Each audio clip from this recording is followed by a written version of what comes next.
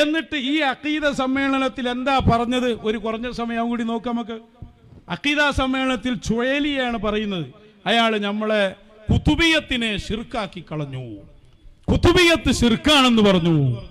എന്താ കുതുബിയത്ത് എന്ന് ഈ മൗലവിക്കറിയുമോ? കുതുബിയത്തൊക്കെ വിശാലമായി ഇൻഷാ അല്ലാഹ് റബീഉൽ അവ്വൽ കഴിഞ്ഞ് റബീഉൽ ആഖിർ, അത് കുതുബിയത്തിന്റെ മാസ, ഞങ്ങളൊന്ന് ശരിക്ക് പഠിപ്പിക്കുന്നുണ്ട് നിങ്ങളെ, ഇൻഷാ അല്ലാഹ് അതാവട്ടെ.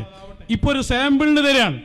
എന്താണ് നിങ്ങളെ ഫിഖ് അഖീദ സമ്മേളനത്തിൽ കാര്യമായിട്ട് പറഞ്ഞത്? ചുഴലിക്ക് കുതുബിയത്ത് അറിയൂല. അതാദ്യം ഒന്ന് പറയട്ടെ.